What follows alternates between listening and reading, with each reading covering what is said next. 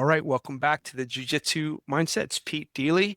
I'm in month 3 of being a new grandfather, which means that I get to see my daughter and my son-in-law wrangle a new baby. This baby is absolutely perfect, and I am deeply in love. Uh, but the parents, for those of you parents out there, the early days can be tiring, so they are thriving on submission coffee. So if you want to get your own submission coffee to get you through your own days, you can go to the jiu-jitsu-mindset.com. People have asked about the t-shirts. You can get our t-shirts there too.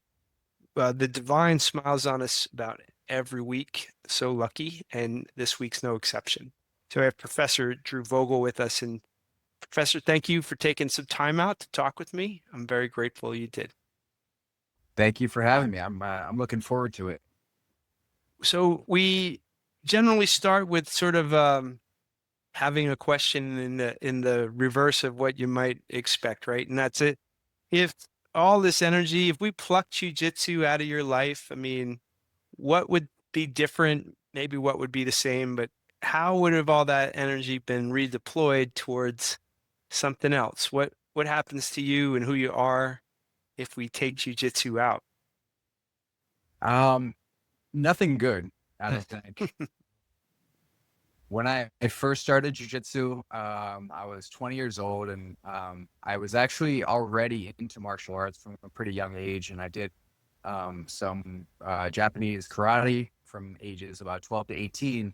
And then when I went off to college, I was in Philadelphia, and there were many Shotokan is the name of the martial art. There weren't Yeah. many Shotokan schools around.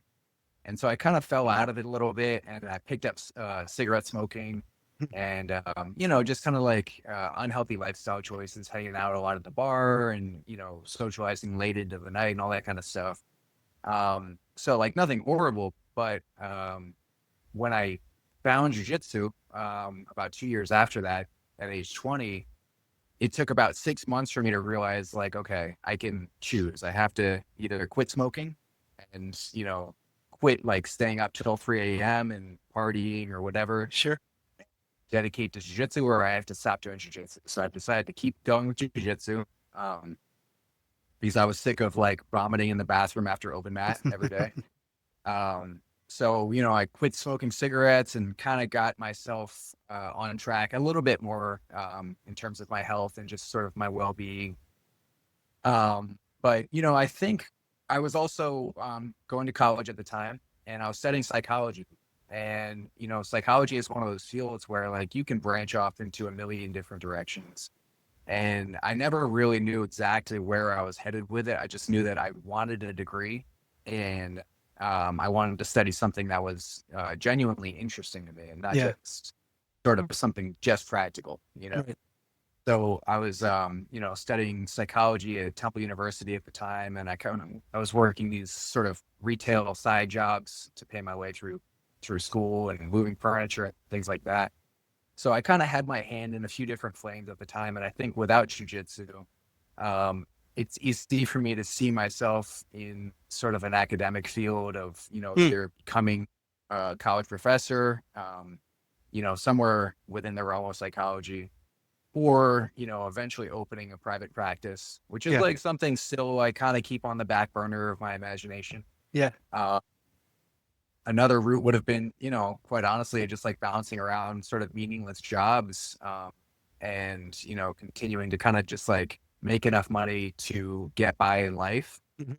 uh, which part of me, enjoys the prospect of like doing as much work as I need to do and still keeping enough time open to do whatever it is that I'm passionate about. Right. Which at the time, because I wasn't actively training, I was drawing. I've always been an artist, and I was, sort of um, um, debating the idea of transferring to an art school at the time. So there is a possibility that I, could have gone into that realm as well.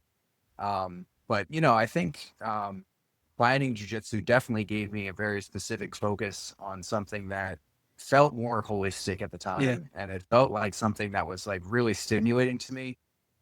It forced me to socialize, which I've never been good at and never really enjoyed doing. But through jujitsu, through the Yeah. scope of like we're all sharing the same interest, we all are crazy in the same way. it was a very natural way for me to kind of like explore that avenue of myself. And also just the physical component of like getting back to, feeling strong and feeling flexible and feeling like I was still sort of, moving along in sort of the martial artist Yeah. capacity. So Yeah. that was something that really like drew me in. Um, So so yeah, I'm curious. I mean, I think as we go along in life, I think there are some things that reveal to us our truer character, and other things that cause us to form our character. And I'm just curious, like as you made these decisions, and it sounds like there is a period of time in which questions arose, and then a period of time where you started to answer them. Like, I'm going to say yes to this and no to that. yeah, Do you, if, and maybe this is too esoteric, and if it is, we can, we don't have to discuss it, but did you feel like it revealed who you were, or were you in the process of formation? You were young, 20 continues to look younger and younger the older you get. But, yes, at the time, you probably didn't feel young. You're like 20 years is a lot. I got plenty of information. But if yeah. I was to ask you to kind of measure between those two things, what does it come out as? I think that jujitsu did help reveal parts of myself, but I also think that it took a long time for me to kind of like, can't remember the quote exactly, but it's something along the lines of like, sometimes we have to go really far out of Yeah. our path and come back to the place we started. That idea, Yeah. I didn't really feel like I revealed myself, if you will, until I was already pretty deep into jiu-jitsu and Yes. I was already black belt and I started to sort of understand what was important about the art to me and, Yeah. these ideas of like longevity and training in a sustainable way and using jiu-jitsu to find a more sort of, I guess, gentle way to relate to people on the mat. That's something that I had to come back to because in Yeah. the beginning of my jiu-jitsu experience, self-defense was always presented to me. I Right. came up under, a Helsing Gracie affiliate school and, self-defense was always number one, but there was a big competitive element to our school too. And I really explored that when I first got into it. I wanted to compete and sort of test myself and, see how high up the ladder I could sort of get competitively. And it wasn't until much later that I realized that it's really not something that I myself ever wanted to do. I think it was just maybe something that I did out of like external Sure. expectations. Yeah. And I think people saw that I only say that I was skilled because I was obsessed with it. It's not like Okay. I had a natural talent. It's just that I was, to the exclusion of everything else that's important in my life, I was devoted to jiu-jitsu like a madman. Right. So I became skilled, if you will. Yeah. And I think at that time, people were like, oh, well, you're good at this. You should go and compete. It Hmm. makes sense that you would do that. And so I took that as, fuel, I guess, to go out there. And I competed a lot on the East Coast. And then I would travel to compete through a tournament circuit. At the time, it was very popular called Grappler's Quest. Hmm. And I moved to San Diego for a year in 2009, almost exclusively to compete at the Worlds and Pan Ams and all that. So it took me doing all that to kind of come back to a place, I think, much closer to where I am now, where, jujitsu has become something it's really just a part of me now. It's not something that I feel the need to kind of prove to anybody else or Sure. to measure myself against. So yeah, it was a very non-linear pathway of Yeah. finding myself, but it, Sure. it did aid in that for sure. When you were going through the skill acquisition, was it seems like your interests are varied, and you brought, a brain that was developed in a variety of directions rather than a single direction. And then it Yeah. seems like it snapped into focus to like, all right, I'm going to obsess about this. Was the acquisition of those skills linear? Did you feel like it was a natural thing, or did you have to, or was it different, in a meaningful way of other skills you had provide? I find it to be, and I came to jujitsu at 50, I'm 55 and change. It Yeah. was a unintuitive proprioceptive experience. Like I consider myself athletic. Even at 50, I don't think of myself as not an athlete, even though that could be argued by my training partners that go, "Hey, Pete, trust me, your athletic days are well in your past." So for you, you were young and you had, you brought an intellect to it that it seems like, and then instead of broadening things, you focus things. What was it like to acquire all that skill? It was actually, it was very not intuitive for me, like, especially coming into it from a karate system, Yeah, which is obviously striking based and all sure. that stuff. Very traditional as far as martial arts go. A lot of like bowing and sort of ritualistic kind of things Yes. are involved with that. Similar to judo, but I think to maybe a higher degree. Yeah. Uh, but just the concept of like clinching with somebody and You're getting right. myself comfortable with like hugging somebody. And, I remember in the beginning, I would learn how to close the distance and clinch, which is like part of our basics program, right? Right. I would like hold around the waist and I would keep my head back like this. Because that did not make sense to me to just sort of envelop myself so tightly with somebody. So the skills for jujitsu were definitely not intuitive for me. It was Right. something that like it took a long time, and I still to this day feel like I didn't really develop skill. I developed very specific areas of skill, I would say, Hmm. but I did not feel like I had any sort of comprehensive skill set until I was already a black belt. Right. I gave up the idea of like trying to be the person getting the tap, getting the dominant position, getting the takedown. When I became comfortable just being underneath really crappy positions and Hmm. surviving under the positions without any intention of escaping at all, that's when I felt like I started to learn jujitsu. That's So interesting. I don't think the rest was wasted time, but I do think it was 98% just physical athleticism that kind of got me by. Yeah. Um, and, I'm sure you're familiar with Huron Gracie. Yeah. He's someone that was very big as far as an influence in my jiu-jitsu around black belt level. And I actually met him around that time and spent some time with him on the mats. And his approach to jiu-jitsu as far as being comfortable in all the bad positions and developing an awareness and developing a sensitivity and not always feeling like you have to dominate the fight, that's the thing that made it click for me and made Yeah. it natural. Yeah. That's interesting.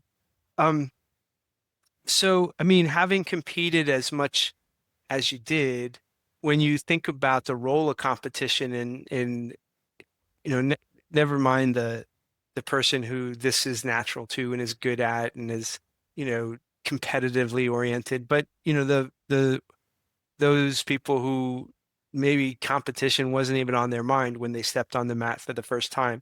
Does competition play a particular role, either as does it have utility or is it totally optional? I mean, how do you feel about competition in the role of development for people? You know, well, one aspect of that is I think that, people that train generally don't seem to really delineate what their goals are early on. Yeah, You could say that that's good or bad. I don't know. And maybe it's just something maybe it's changing as you become more, um, you know, um, obsessed with jujitsu. Maybe you decide to start going down the competitive route. But I think if people started to sort of really think honestly about what their goals are, it would help answer that question for them personally. And for me, I think, across the board, I think that competition does have a lot of benefits. mhm, And I think that for particularly younger athletic people, I think it is a really good way to develop skill quickly because, you are sort of forced to come up with answers to yes, right. problems that you're having in a very short period of time. And there's no better litmus test than like, oh, I tried this in a competition and it didn't work. It got shut down immediately, then you have to go back to the Yeah, drawing board and revise, whereas in rolling, sometimes you don't know if something's working or if your training partner is being especially forgiving that day or, yeah, you don't sure, have that thing black and white proof. right. So in that way, it's definitely useful and it can be a really, really good tool.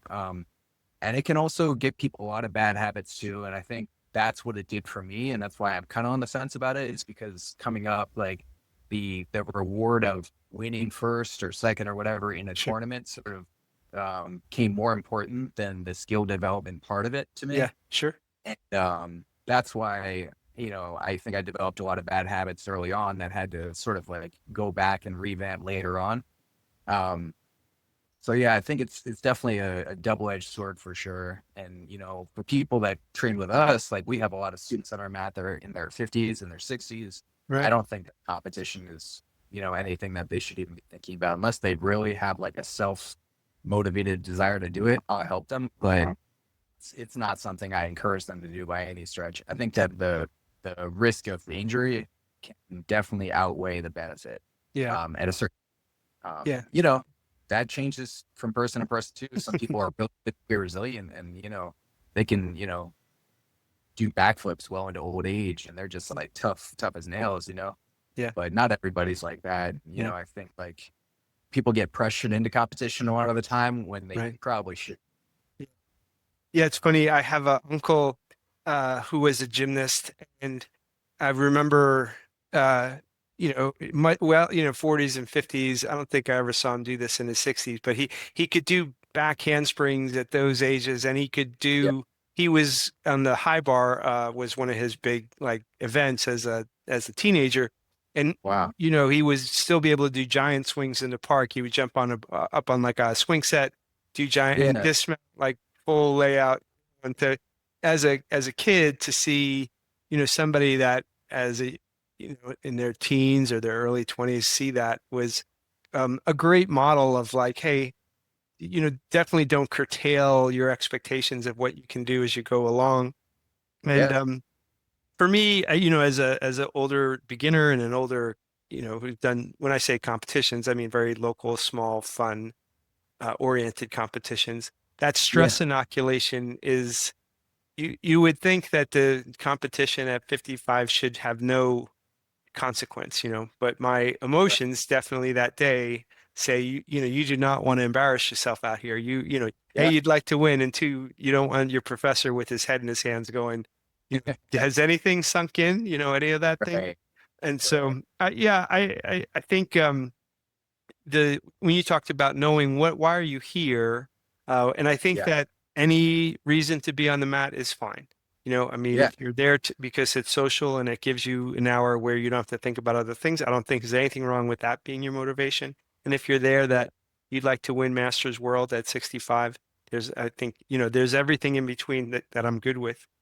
Um, and when we go back to your competitive days, it's impossible not to ask this question just because it's always interesting to me and people listening. Do you have a particular role that and maybe it wasn't a competitive role, but do you have like, if I ask your lizard brain, hey, what's the most memorable fight, memorable role you ever had? Is there one that comes back reflexively like, oh yeah, this one was the one?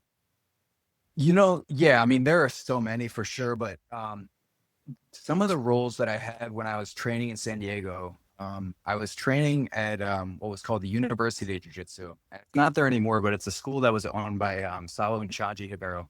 Okay. Yeah. And I remember training with Salo for the first time.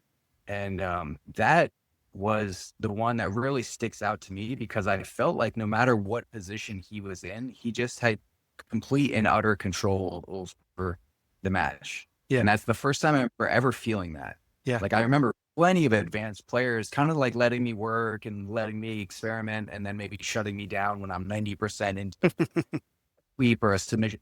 But for him, it just felt like you grappling with a rock. I couldn't physically do anything to the guy. And that to me was so impressive. And I was just like, man, like it never occurred to me how high a level someone could be Yeah. all around, you Yeah. know? So that was really eye opening for me. Was that translated through like, I mean, like remember from Shotokan days, I mean, we talk about hard fist, soft fist, right? Like did it translate his rockness a function of like impenetrable strength, or was it the more Bruce Lee be like water, like more that there was just nothing to grab. It was always elusive. Like what, I'm just curious how, Yeah. His style was more the rock, okay. like Yeah. immovable. Like even from, I remember like trying to pass his open guard and he felt like just one big core muscle of limbs. Yeah. Like I would move his foot and his whole body would move, it was just one big unit. Yeah. Um, so yeah, he was just solid. His brother Shanji, who everybody knows is like the biggest competitive name ever, was kind of the opposite when I trained with him anyway. He was like more of like a wet blanket and kind of flowy and would just Yeah. experiment and explore. So they were kind of yin and yang to each other. That's That's just interesting. Yeah. even personality wise, kind of, Yeah. So that was really cool. But yeah, that rolling with him was the first time I ever experienced someone like that, Yeah. and I'm sure there are other examples, but I hadn't come It across was them. just so stark. It was like, this is Yeah. different. Yeah, that's Yeah. interesting.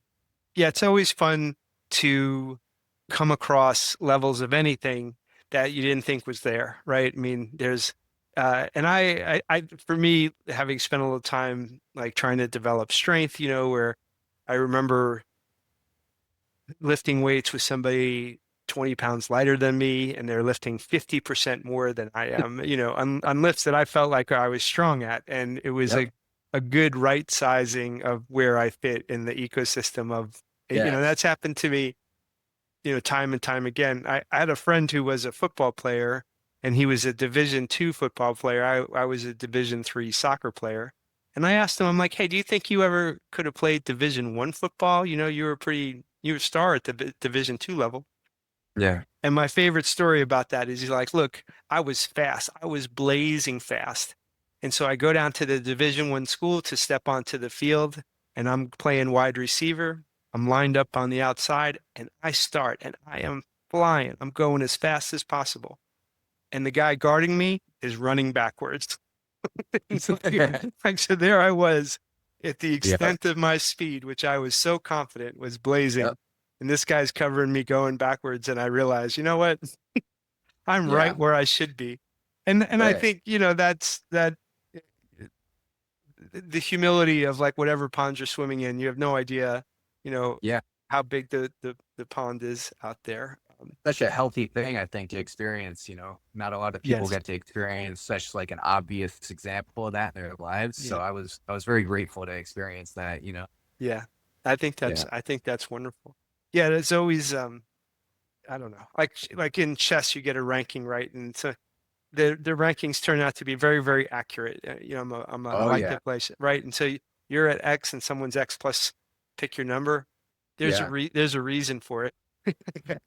I feel like that in jiu-jitsu too. I mean, it's just like, for even beginners, I mean, in the midst of it, they're just people, it's intuitive, and other people that it's not. In, as a teacher and as a former of community around jujitsu, I mean, I bet you have many, many stories about jujitsu's impact on people's life. But in the same way, like if I ask your lizard brain, like, hey, what's the most dramatic story? Okay, do you got something you could share? Yeah, actually, so a former student of mine, he is actually also a podcast host. His Okay, name's Joe Chicabrone, and he started a podcast called Built Not Born. okay, And when he was a blue belt, he was already sort of an older guy, not old, but probably 40, 45, something sure, like that, but yeah, jujitsu. yeah, yeah, yeah, And he was training with a black belt, and the black belt locked on a knee bar from like top half guard. It was kind of like that half guard knee bar where you just drop your hips into the person's knee, yeah, not where you're like pulling their heel, but you literally just like belly flop on the knee. And he destroyed his knee. And Joe is like the most friendly, sort of gentle soul that I know, like really sincere, sweet guy. yeah, And this black belt just had like zero control and was just kind of mm, like a really like always had a chip on his shoulder kind of guy, and basically took Joe off the mat yeah, for a long period of time. And Joe really wanted to train, but he was just like essentially, I don't want to say traumatized or something, but he sure, definitely was like resistant to the idea of coming back and rolling full time. And we had a conversation about him just coming back and just doing the basics, and like I basically told him just forget about rolling right now, like yeah, just come back and get your body doing the right movements and, kind of behaving in an intelligent way and learning the mechanisms behind the techniques. Like forget about testing the techniques for now, just kind of understand them as deeply as you can. yeah, And, he stuck with it. He came back, he started doing the basics classes like religiously. He was there every session. And, he kind of like worked his way back onto the mat and started rolling again eventually. And then eventually after that, got his purple, yeah, he's now a black belt and he's a teacher. Right. and he teaches the same basics that I was teaching him when he was a blue belt. So Yeah. he really like just made a go of it and kind of like made a choice for himself that that wasn't going to be the end of his career, and that there's Yeah. still pathways beyond just like doing this with people on the mat, you Yeah. know. And like that to me is my favorite story, because that's what I want my students to see now is like, you don't have to be the competitive badass. It's great, and I support that too, Right. but that's not the only reason to do jiu-jitsu. It's much, much broader than that.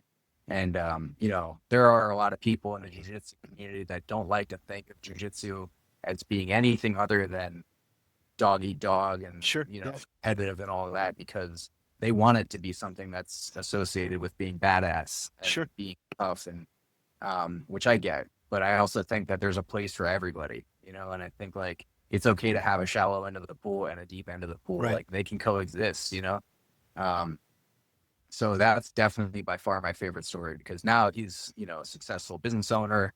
He's, you know, he has a podcast. He's a, you know, amazing black belt and an amazing instructor in his own right. So he really flourished despite what would have taken most of us off the mat. You know, Yeah. at blue belt, it's early enough in your trajectory where you can Sure. just be like, you know what, I'm going to try rock climbing. I'm going to Yeah. try yoga. I'm going to try something else. Yeah. Right. Yeah. Something where someone's not going to destroy a joint on my body. Yeah. Uh, That's fair.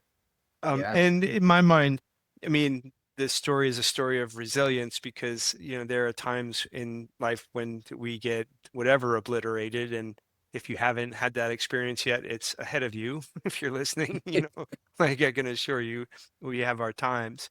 And when, you know, as you think about your teaching and how you've helped people's lives and all the rest of it, I mean, you know, this term framework comes up a lot. And are you, well, tell me what that means to you. Like, when you're teaching in frameworks or thinking about life and jujitsu from that Yeah. point of view, could you give me a sense of what you mean by that? Yeah. By the name framework. Hmm. Yeah. So Um, I have a few, there were a few different ideas in my brain when I came up with that name. And, you know, one of them was that I always wanted to make sure that I had a reminder to keep the self-defense aspect of jiu-jitsu as sort of the basis of my teaching, Right. as the framework of my teaching, the thing that supports everything else. I always thought that that was sort of the cheat code to being able to do jiu-jitsu both effectively, do it for the long term, and to do it in a way that's comprehensive, that you're not developing these sort of niche skill sets without understanding like the stuff that you really should understand. Right. So, you know, keeping self-defense as the framework was my own personal reminder to myself, like, don't forget Yeah. the Yeah. important part of this. Right.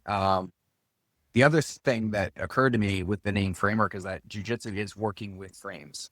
Yes. You're making frames with your body all the time. And, you know, at the times where you feel like you're using too much force or exerting too much effort, usually it's because you're not positioning your body properly so that you're using your skeleton's worth of weight. Yeah. And instead you're using your muscular strength. So, working with frames was sort of the play on words Yeah. that I was going for. And, the other part of it, in a more abstract way, was my dad was an architect growing up. My whole Okay. life, he was an Yeah. architect. He used to talk to me a lot about his job, and I always loved the idea of architecture. It wasn't something I personally wanted to pursue, but I always Hmm. appreciated sort of the engineering and the artistry that went into it. And Hmm. so, you know, obviously the framework of a building is sort of like the most essential component of a structure. Yeah. Um, so that's sort of like I said, very abstractly where my brain was Yeah. I with like that it. name. Yeah. Yeah. Excuse me.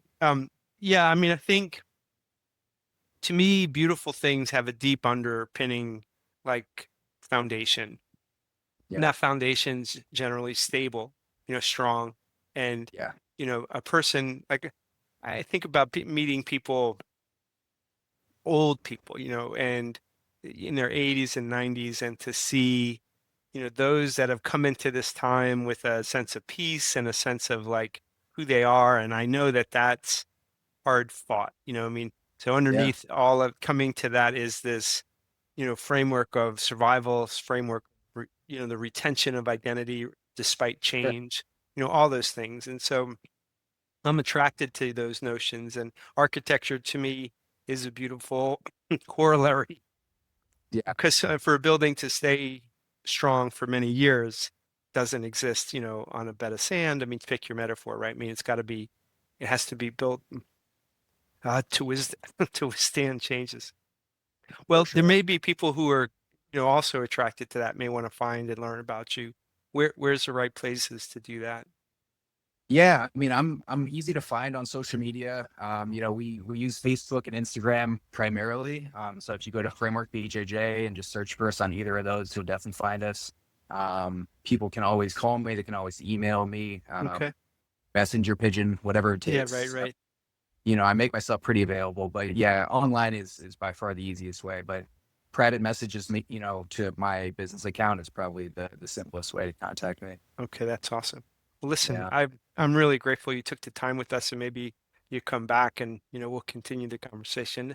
I'd I would love love that. that. Yeah. Yeah, yeah, let's do If more you of ever this. find yourself, in Indian Harbor Beach, Florida, or anywhere around Brevard County, you're more than welcome to come and train and hang out. I just missed you recently. I was up in about an hour north of Palm Beach, and I just Oh yes, didn't have.